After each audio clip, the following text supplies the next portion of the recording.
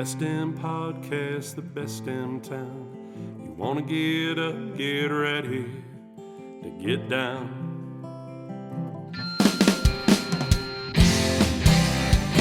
With its big wide sky and the wild river Thames, if you want to go, we can take you there to Great Falls, Montana. Welcome to the greatest damn town in Montana, Great Falls. I'm Rebecca Ingham. I'm Shannon Newth, and we're No Damn Experts. And today, it is so nice out. Yep. I think we'll get winter again in a couple of days. Usually. But nonetheless, spring fever is thick in the air, which means people are starting to don shorts and flip-flops and tank tops and hang out outdoors. Which happens early here because if we have any taste of something above, say, 20 degrees, people are putting their shorts on. I mean, I've seen folks year-round with shorts on. It's 30 below. We're not talking about those folks. That's a certain crowd. We're talking about a little bit more of the larger percentage of the population who are like, yeah, it's nice out. It's time. And the nice time window in Montana is very, very small. And so the consistently nice time. Yes. We make the most out of it. And so we also know you as a guest coming to our fantastic area of the world also are coming because you want to be outside. And today we're going to focus in on some reminders of how to be a good human in the outside. Right. So we can all continue to enjoy it.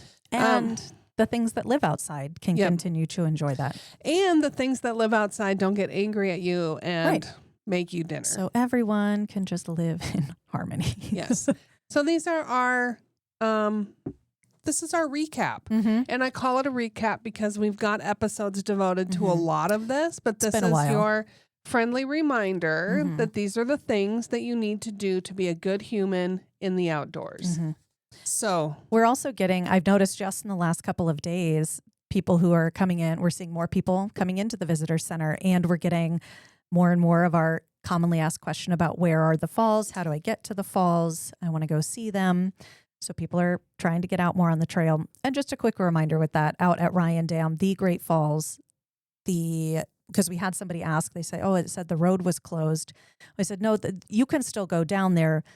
What is closed until Mother's Day is the bridge that goes over to the island at Ryan Dam. So just a reminder as more people are looking for the falls. I will also say that some people don't take the correct roads to get to the Great Falls, and you will find a road closed sign there. Yes. It means you're on the wrong road. If you're going out to Ryan Dam, the Great Falls, plug in Ryan Dam Island in your GPS. Otherwise, it might take you on like the Northwestern Energy Cruise back road to the...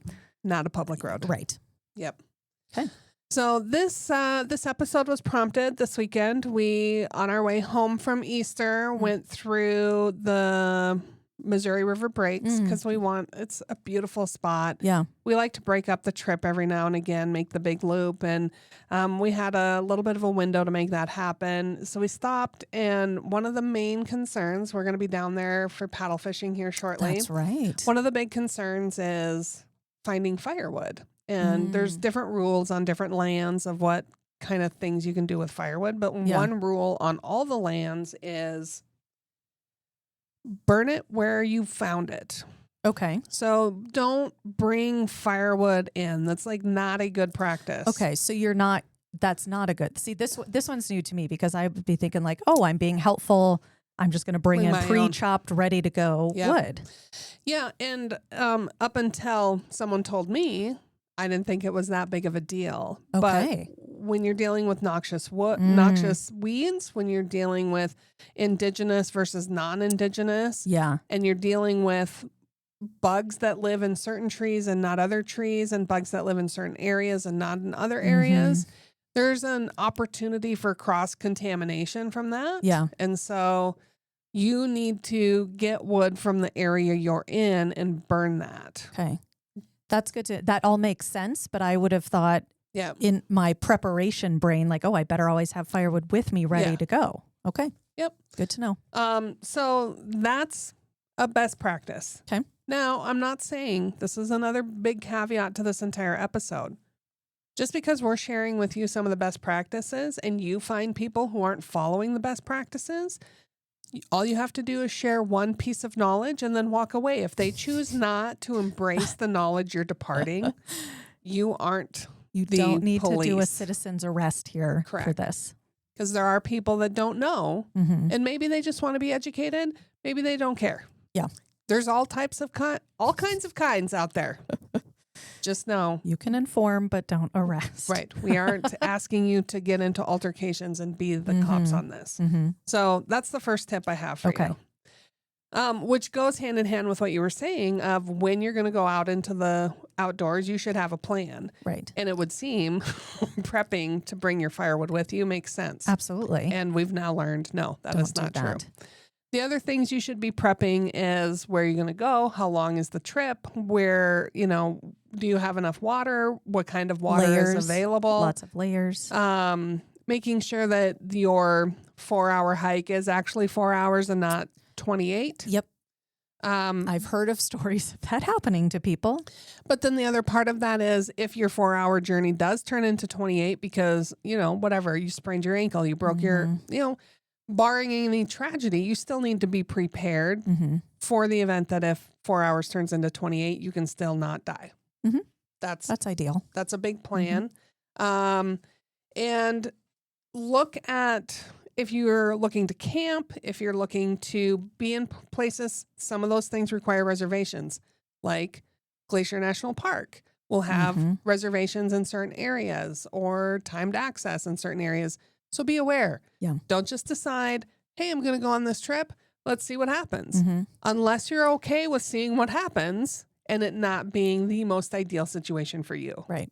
We also get people who stop in here that have questions about camping in this area. And I think there's an assumption because it's Montana, it's wide open spaces that they can just kind of pitch a tent anywhere. And that's not the case either necessarily. Yeah. Yeah. Yeah. There's some place. I'm glad you bring that up because a lot of times people think there's just a ton of camping everywhere because it's Montana. Right. And actually there's not that much. There are a lot of public lands. There's a lot of good access, but not all of them come with dispersed camping opportunities or places to just pull off. Some of them, water. Or power if you're that type of camper. Right. There's a lot of places that don't have power. Yes. Which I think most of our Montana people coming to Montana to camp are okay with that. Right. But, finding a place to dump your gray water or your black water might be a little bit of a challenge. And so, prepare to maybe carry that a little bit longer than you'd hoped. Or being able to find a place to put potable water into your camper again. And if you're tent camping, places like Giant Springs State Park, you cannot camp there. Nope. It's not accessible at night. And across the street at Heritage Park, can't camp there either. Right. And I just shared that with one of our local ambassadors. They're like, no, you can. I'm like, no, you can't. Trust me. City parks can't do that there either. Nope. So a lot of places you can't camp. You want to know where to camp? We can help you plan as part of getting prepared for your expedition. And you can always call us at 406-761-4436. You can email us. You can find us at We're No Damn Experts and get all the details of what I've just shared with you there. I'll also say I am really not an expert at all in camping or finding a campground outside of so don't ask for area. Shannon. Yeah, don't ask for me. I know like one or two because I've been there, but that's it. Yep.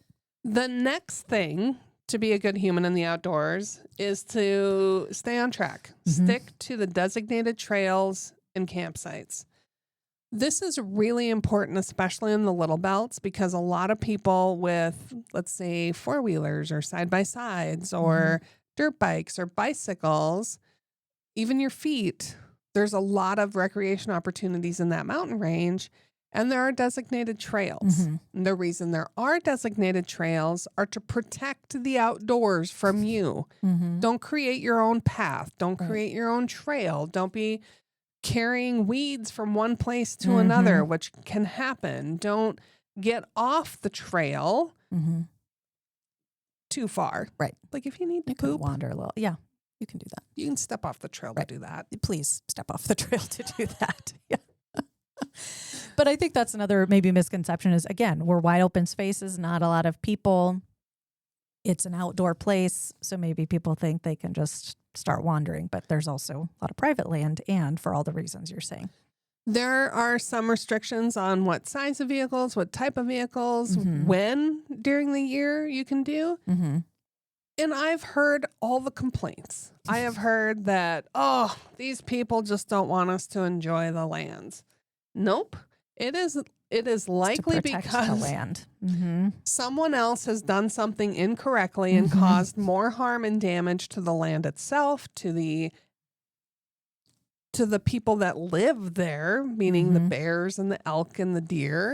And the ecosystem is a delicate thing that they're trying to balance. And you're stepping into their world, their homes when you're doing this. One of the other big things for this is if you see wildlife on your trail, like you are sharing the trail, that's kind of what that means.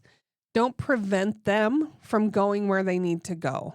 Just stand back, let them pass, let them do their thing. Give them the right of way because they deserve it. That they don't know there's a trail. Right. They're not following your trail. They didn't pick up the map at the same place you did. They say, "Oh, hey, this is path of least resistance right here. I'm going to." So they're going. They're going to places. Yeah. So let them. Also, they may look huggable, but they're not. Yeah, and don't feed the wildlife. Yeah. Whether they're in a city park, whether they're out on the street, whether they're in the forest. Don't touch, don't feed, let them be. That's all I'm asking. I'm laughing because there's a side story to part of that, but we'll move on. It doesn't need to occupy any more of our time. No. Next big thing. And again, this is reinforced for me for our paddle fishing trip. People may not understand that there isn't garbage pickup in some of these places in the outdoors. I don't know why you think this is my biggest complaint. Yes, there may be a point where you see a garbage can along the road or you don't want the garbage in your car anymore. But the amount of time, effort, talent, and resources it takes to go 55 miles into the mountains to pick up garbage and bring it out and put it in a place where they recycle or bury the garbage, it's not readily available. So keep your garbage with you until you get into an urban area, is what I'm going to say. And I think that's one that if you haven't done it much, or you're thinking, oh, I'm going to a campground area or something, that it should be available. Right. No. And they're going to have to take it to where you're going to go back to live or find civilization. So you can just take it yourself. You just take it yourself. It's nice to be done with that part of the task, but you got so much other stuff to do when you get back after being in the mountains or into the wilderness that you just bring it with you. Pack it in, pack it out. Don't leave your trash everywhere. And I will never, ever understand people who just drop something on the ground. You're creating work for someone else. Right. You know that's not where that goes. And rude. What are you doing? Hey, does that include, say, cigarette butts? Yes. It includes, now, to an extent, peanut shells. Right. Yes, eventually they will go into nature. Yeah. But if you're dumping them in the parking lot that is paved, that's not the spot for it. And then also the wild animals are going to come get those peanut shells, and then they're going to always be at that parking lot going, oh, there was some stuff here one time that was really good. Right. You'll attract critters. Oh, I don't get it. Yeah. Just put it in your pocket and bring it back out with you. It's not somebody else's responsibility. Yes. Yeah. And even though there's going to be, like the campground we go to for paddle fishing, huge dumpsters. Okay. You know what people do? You don't know because you've not been there. Tell me. When they process a fish down there at the river, they'll put the stuff they don't want to keep in the dumpster. Guess what happens after a few hot days down there? Yeah, that's going to It's disgusting. Smell awful. And awful to us, but delicious to other creatures. Yes. Mm-hmm. Seagulls love it. Ugh. It Gross. Disrupts Disgusting. my experience. Yeah. And I don't like it. And I can't be alone in this rant. No, I, granted, have not experienced this, but that makes me not want to. Because if I'm going into nature, yeah, I'm going to smell nature, but I don't want that to be rotting garbage fish. Yeah. Decaying nature and because then of fighting you. off seagulls to throw something away. Yeah. Yeah. Okay. Next on my list is leave it as you find it. Mm-hmm. Don't think that you need to tell me who to call for a good time when I'm using the vault toilet at the campground. Mm-hmm. I don't need you to show me the pretty flower you found 300 miles into the wilderness at my kitchen table later. Yeah. This one would be like, oh, a pretty rock. Oh, I want to take it and have a memory of that place. So I get why this one would be more challenging for some people. Take a picture. Yeah. The other thing. This principle, by the way, is leave it be. Yeah. Just appreciate it. That's what you're in nature to do, is to appreciate it. And if you love it so much, buy some land and build a house on it. Mm-hmm. You have that option. And then, you can have your little 50-acre retreat. You can do whatever you want on your 50 acres. Mm-hmm. But leave the things. Don't deface trees. Right. Don't need to put a heart and your initials in anything. No. Yeah. And honestly, you're married. Have you even ever been in that love where you're like, no, I must mark my territory here. We must put this in a tree forever, that our love was this strong. I don't even do that on a bathroom door, let alone a tree. No. Mm-hmm. That I will do it in some bathrooms where they have a chalkboard. Oh, well, that's different. And then I can write it in there. Chalkboard's different. But then I still don't even put that. You just the put one thing Rebecca I do. Was here. The one thing I do to profess my love is I will make a love Easter egg every year when we dye Easter eggs. Oh. It says R, heart, R, and I write that in crayon, and then I dye the egg, and there it goes. And then next morning, after the Easter bunny comes, I crack it open and I eat it for breakfast. That's true love. That's the only professing of love I do on an organic object. Just don't do it in the mountains. Right. Leave the rocks. Yeah. There's like in national parks. I don't believe I have ever told this story, and I'm going to tell it now because statute of limitations is passed because the person involved is no longer with us. Okay. When I was a sophomore in high school, my grandmother came out from Minnesota. She wanted to go see Glacier National Park. Yeah. Her husband had died. She didn't want to bring any of her grandkids from Minnesota with. And so she shows up in Montana and I take a trip with her. And I'm like, this is going to be great memories. And there are a ton of fantastically great memories about this. But we go into Glacier National Park and I'm sophomore and I'm driving the whole trip. And she pulls over and she's like, look at this rock. It's so beautiful. And I'm like, Grandma, yeah. And she's like, help me load it into the car. And I'm like, no, that's a big rock then. That's illegal. Yeah. And she's like, it's fine. It's a rock. This is a national park, open to the public. And I'm like, it's illegal to take the stuff out of the park for your own purpose. Right. She's like, stop it. And of course, she's my elder. So there I am helping what her do I do? load a rock into her trunk. Again, I educated. I departed my knowledge. She chose not to. And then you became an accomplice. She said, I'll pay for the fine. I'll pay for you to get out of prison. I'm like, perfect. So she took a rock from Glacier National Park. It sounds like a fairly large one. It was decent. I mean, she was elderly at the time. Wow. It was. You aided and abetted. No, you informed and she didn't listen. Yep. Not the police. Right. I wanted to have a fun trip with my grandmother. And that would be one I would be guilty. Like I wouldn't. I forget. I want to take a rock. Yeah. This will be fun. I'm sure I've done that at some point. Oh, I clearly have. Right. Outside of that time. So just leave the things where they are. Yeah. Leave nature in nature. It's where it best survives. Mm-hmm.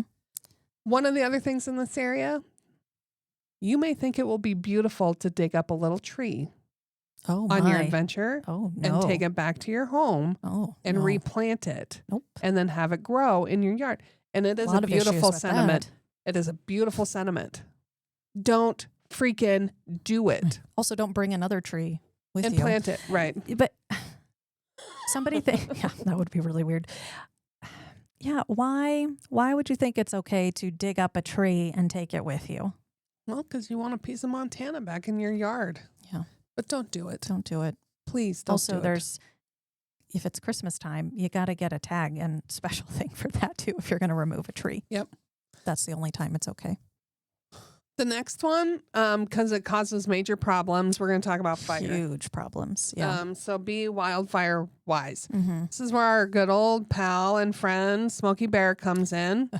Do all the basic things. If you're going to build a campfire, make sure it's in a designated area. Right. If you're going to leave the campfire, make sure it's dead out, which means out. Water upon water upon water, and not then just stirring and stirring and stirring, and then water and water and like water and cool to the touch kind of situation. Yeah. Like if you're not going to walk across it bare feet, it's not out yet. Yeah. That's a good way to think about it. The other thing is, depending on when you travel in here, there's going to be different times of the year that have different restrictions of when you can actually have a fire. Yeah. So don't expect, especially say late July, you might not be able to have your normal campfire. It just depends on how the season pans out.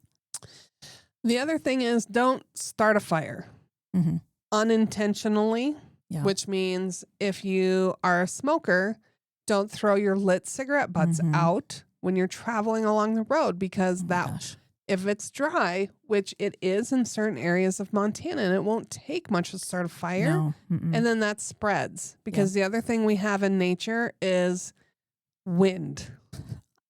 And a lot of it most of the time. And you like that gentle breeze when it's not a fire. Right. That's going to be fanned. So be cautious of that. Be cautious of chains or metal dragging that will spark.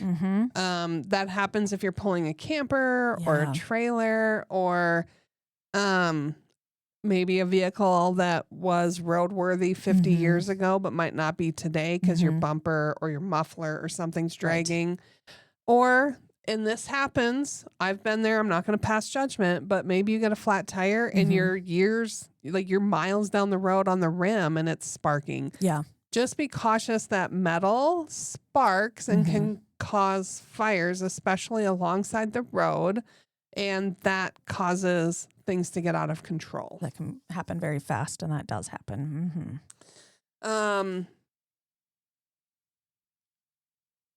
Never leave your fire unattended. So it doesn't take much for something to come up. Yeah. Maybe, and this is just a scenario that could be in a comedic movie. But let's say you're not paying attention to the fire and a rabbit ends up running through, catches on fire, runs into the mountains, lights up a tree. Oh. You could have stopped that before it got too big had you been there. To prevent the rabbit from something's wrong in this rabbit's head if it's running into the fire, but you don't know. You never know. Maybe a dog's chasing it. There's no people there to prevent that. No noise. Yeah. So all of a sudden, it's a curious rabbit. Yeah, things are happening, and you're like, what is going on? Maybe the rabbit has mental health issues, right? And doesn't realize that the fire's bad for them. A wildfire. Yeah. All because you weren't near your fire to go, hey, rabbit, no, bad idea. Go away, bunny. Shoo away. You can borrow my dog if you want to keep the rabbits away. The other thing, too, I'm thinking about is, okay, I'm really tired. We've been up all night around the campfire. I want to go to bed. I think it's very common that you just kind of let it, like, oh, the fire's dying. Okay, we'll go to bed now. Unfortunately, you can't you got to stay awake and with it enough to make sure that fire's out. Yes. Gosh. I could see myself do that. Like, I'm tired, going to bed. We've already hinted to this, but I will hammer this one home. And maybe one day someone will listen to me. Mm-hmm. Keep wildlife wild. What does that mean? Respect wildlife and keep your distance. Don't pet the fluffy cows. Mm-hmm. Don't feed the animals. Don't feed the animals. When they become habituated, guess what happens? They're put to sleep, meaning they're shot. Yeah, as in, like, if bears become too comfortable, for example, around humans, or come to a certain campsite a lot because there's extra food there, people aren't taking care of their food, they become a problem. And unfortunately, because they can be a very forceful animal, they don't get to keep living. Eliminated from the ecosystem. That is your fault. Mm-hmm. And you don't want that on your conscience. No. So it might be fun for you to give something to the bears, but no. Nope. That also means if you have animals, Mm-hmm. dogs, cats, potbelly pigs, that you're taking camping with you. I'm not here. Snakes, right? Lizards. Yeah. I don't know what your deal is. Bird, pet ferret. I don't know what your deal is, but you need to keep your animals under control because guess what? Animals see animals and they're like, hey, what are you? And they want to hang out and visit just like people, but that can disrupt wildlife as well and have unintended consequences. Absolutely. Maybe your dog sees a moose and is like, oh, a new friend. That's a lot bigger than me. I wonder what the deal is. And the moose says, your dog runs up to the moose. The moose is like, what the crap are you? I've never seen you before. And you're close to my baby. Yep. And I'm going to stomp on your head. Or doesn't go well for anyone. The moose gets scared and stampedes into you as a human while you're trying to get your dog under control. A lot of things can happen. There's a lot of scenarios. I'm going to make a movie of this, actually. All the things that could go wrong where you're like, that would never happen. Let me show you all the possibilities. Like the bunny running into the fire and spreading a forest fire. It's that whole A Million Ways to Die in the West. Yeah. A ton of different ways. We're just, granted, most of it is safe. A lot of these scenarios aren't going to happen, but good Lord, put it in the forefront of your brain when you're planning to be in the outdoors. Because if we all follow these really quite basic principles, it makes the whole experience for everyone better. Now, I'm going to also share with you that grizzlies, back in the day, were plains animals. Correct. Great Falls is in the plains. We're seeing them more and more. So more and more, the grizzly has come back to its original homeland, which means it would be commonplace for you to run into them. It's not as common as you'd think, but it is becoming more and more common. It's a possibility. So grizzlies are the big bad bear of Montana. They're still not as tough as a bobcat. That's a school reference for anyone in real life. So, in the mascot world, something different. Yeah. But you also have black bears that can be aggressive if put in situations where they don't feel comfortable. Or if you're in between them and their babies. Yeah. So carry bear spray. And it's becoming a little bit more where I would say, if you were going to head into the Rocky Mountain Front or the Bob Marshall Wilderness Complex, 100% carry your bear spray. You may just want to start carrying it in all the outdoor areas. I mean, it's cheap, it's pretty, it's helpful. Right. And I'm not clearly I'm not an expert here, but also it can help. I mean, no animal's really going to love having pepper stuff in their face, so it could be a helpful deterrent. Or human, by the way, if you have that would get a human to back off too. Yeah, because you don't know what other people exist in the world. Right. Unfortunately, that's what it is. Yeah. But there is a big difference between a grizzly and a black bear. So kind of know the difference. Same with when you're fishing. Know what species you can keep and what ones you can't. I'm not saying... Oh, I thought you were going to say with the bears, because the bears love the fish too. Well, there's that as well. Like if you're in a mountain little stream or a mountain lake. You might be fishing next to a bear. Yeah, because that's what they eat as well. But also know what kind of fish you can keep and what you can't. Yep. Also along that, if you're putting in like a kayak or a paddleboard or a canoe or getting on a boat at a fish access point, you're going to need a conservation license. That's something that was instituted about 2 years ago. Yep.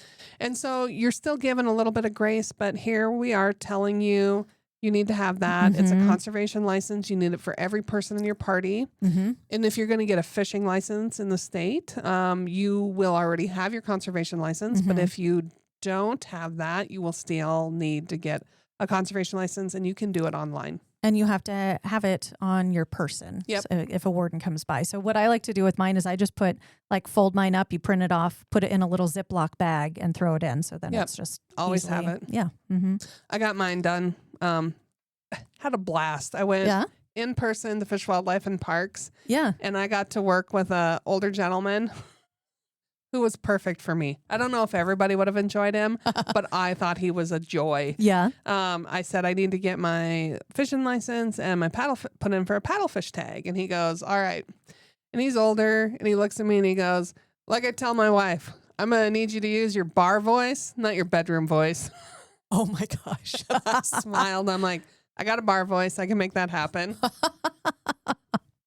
And then we get through all my stuff, and he reviews it. He's like, you got this, this, this, and this. I'm like, yep. And he goes, perfect. This is your amount of money. I gave him my money. He's like, all right, love you. Bye. Get going. He does sound perfect for I'm you. like, yeah, no, we're not mincing words. Right? Oh my gosh, that's funny. So you can do it in person if you want, and I would highly encourage if you can get the right person. It's a blast. You can do it in person and have that experience. But you also may just do it online because you may need to do it because you showed up and you didn't know, and you just have to do it. So along those same lines with kayaks and boats and things like that, there's the clean, drain, dry. So be aware of certain bodies of water that you're going in, checkpoints that you might have to stop at. That is to prevent a lot of invasive species coming in, mussels and other like zebra mussels. It's all kinds of fun names to them. Yeah, and if you get to see any of the horrible pictures of what damage they can cause, it's disgusting, and you don't want that to happen. We have really beautiful bodies of water, and we want to keep it that way. They'll drown out an ecosystem. They multiply quickly. They're really grody. Weird. It kind of sounds like a weird horror movie thing that you're dealing with. I mean, it would be a neat science experiment to just see. But not to actually live out. Yeah. So clean, drain, dry, any of your watercraft. And when you see an inspection station, you are supposed to stop. You have to stop. Like the wardens can come after you for that. That means if you've got like a blow up kayak. Yeah. That is watercraft that you need to stop and unpack and make sure that, or just like a big floaty thing. Yep, that counts. That counts.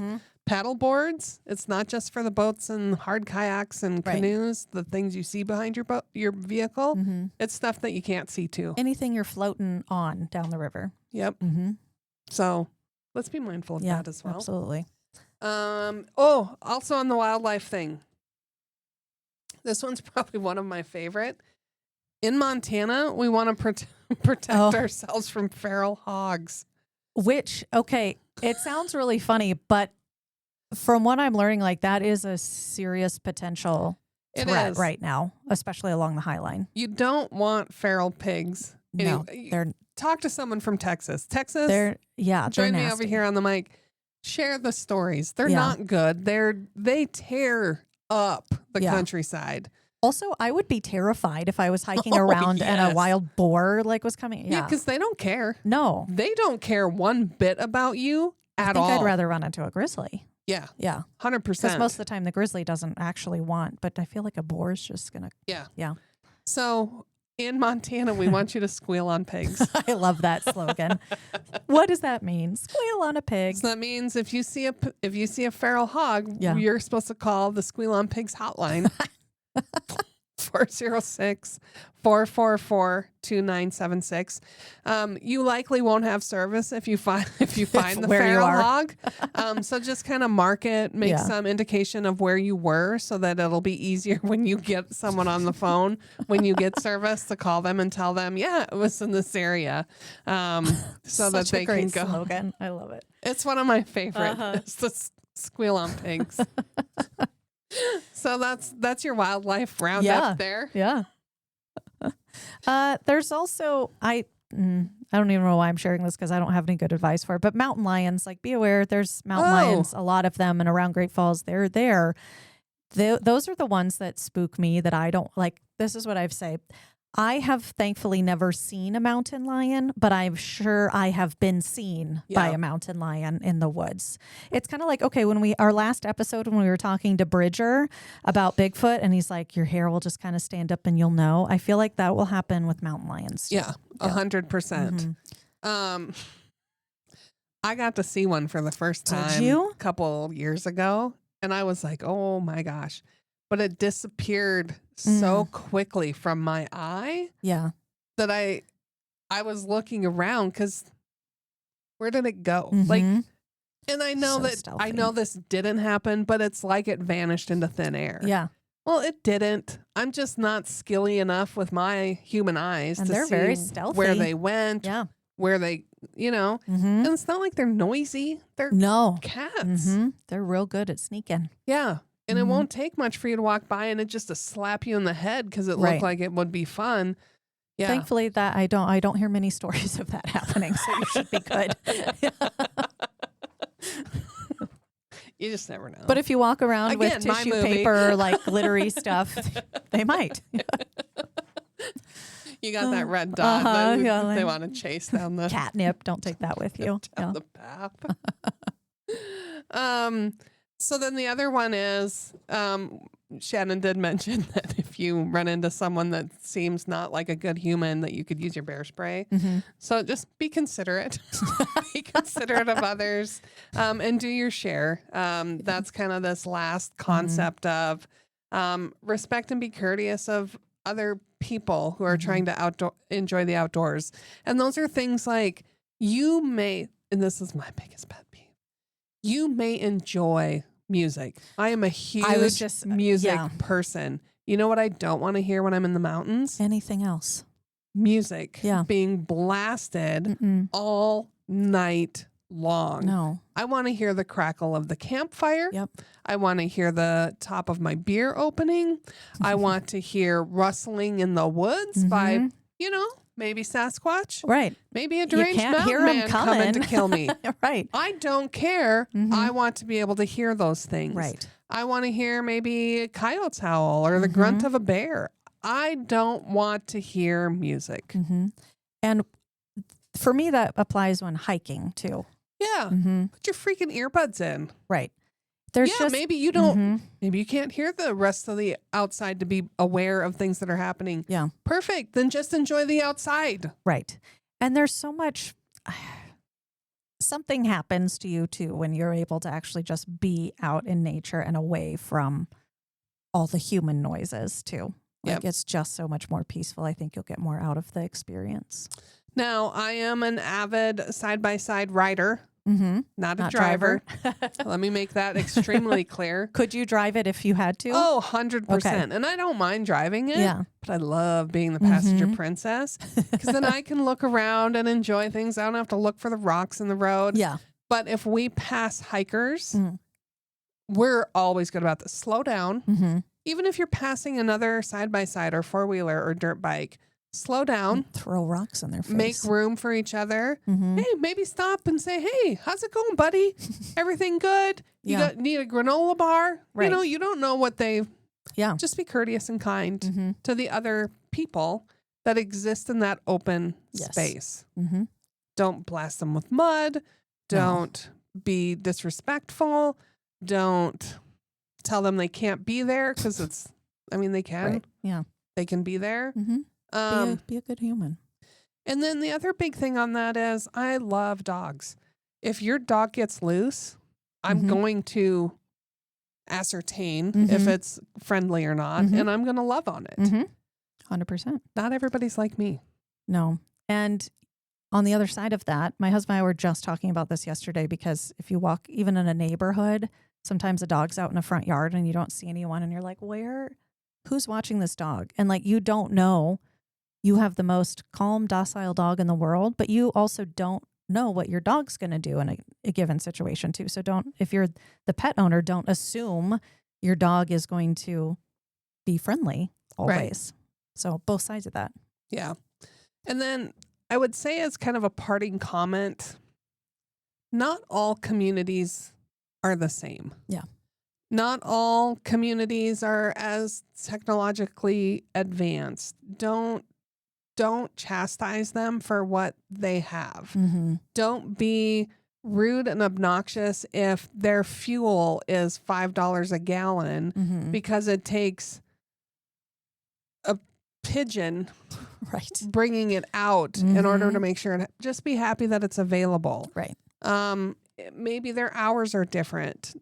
Respect the These are community for small what it communities. is. Mm-hmm. They're doing the best they can most of the time, and they're facing problems that you may not see. Right. Like making comments like how hard is it to make a hamburger? Well, maybe they're the only person working that day. Correct. And they're not having a good day. Right. You know, or maybe the order didn't come in the way it should because you're 50 miles from an actual road. Mm-hmm. So give some grace Absolutely. and be courteous of the amenities that are available and do your part to support them. Mm-hmm. One of the things I love to do, and this is just me, like if I'm traveling through a town, this is fairly typical, like Bohemian Corner. If Slim's place is open, I'm going to stop and I'm going to buy something there because I don't need it today, but I want to make sure that I can have it in the future. Mm-hmm. Same with other, like the Horse Thief Saloon. I will stop every time it is open, whether I need to or not. I'm stopping and I'm buying something because having those things available to me when I want them or need them is very important to me. That's a really good point. Mm-hmm. It's hard to make a living when you are in a community of 5 people and the people that are coming through aren't stopping and supporting you. Just try, because when you do need them, like you forgot your marshmallows and you want to run into that little cabin, which is 35 miles from the campsite, they're going to have the marshmallows for you. Yeah. So make sure that That's they a really can good continue point. to be available. Good point. And then don't be mad that it's $7. Right. You can go all the way into town if you'd like. Right. Exactly. We're here for you. So just pay the $7. Yeah. Yeah. That being said, there's a lot rural in this area. When you come here, Montana rural is maybe a whole new kind of rural for you, and towns are further apart and things are further apart, and cell service is not available everywhere. No. And inevitably you're going, I will also say this, inevitably when you go into the mountains, you might forget something. Here's the nice thing about having other humans in your vicinity. If it's dire, go ask the other camper if they have something they can borrow. Now, be aware that if like you're in the backwoods, it may come at a premium. Or maybe they planned better than you did to have extra camping or propane available or whatever it is, or fuel, whatever it might be. Remember that comes at a premium, and they're digging into their stash of not being available to do the things they want if they help you. Right. They're not mean if they say no. Right. But maybe they do have some to spare. Whatever it might be. Olive oil is always the thing that I forget. My first trip out, I'm like, oh, man, anybody have some oil? Yeah. I really want to make hash browns for breakfast. Yeah. And I don't have oil or butter or anything. And they're like, oh, we can help. And I'm like, perfect. But that's a little less of a necessity in terms of like water or gas that you're going to run out of. Yeah. We came prepared. We did not come over prepared. So we may not be able to help you in your time of need. It's not mean. No, we're just all trying to survive out there. So you're going to see a little bit more push on this from us. When you follow maybe some of our social channels, it's going to be important. And if you are super smart and really committed to the outdoors, you already know that what we've shared are the leave no trace principles. All 7 of them put into practical situations of why they may be applicable to you.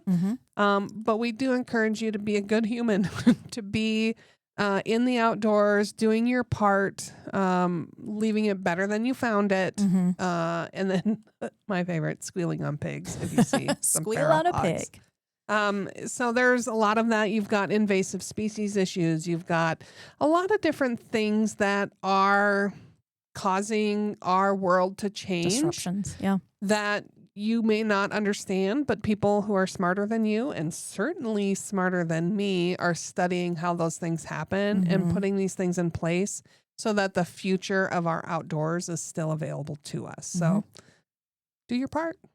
We thank you for it. And come enjoy. Yeah. Enjoy the beauty that's There's here. so much to experience and do. Just do it wisely. Responsibly. We thank you for that. Yeah. So until we see your bright, smiling, happy, healthy, beautiful face in our fine city, prepared for adventure, we hope you're creating amazing memories with your friends and family wherever you might be. We'll see you soon. We're No Dam Experts is the recorded claims from Great Falls, Montana, covering what you need to know about this amazing damn town. Damn, that felt good.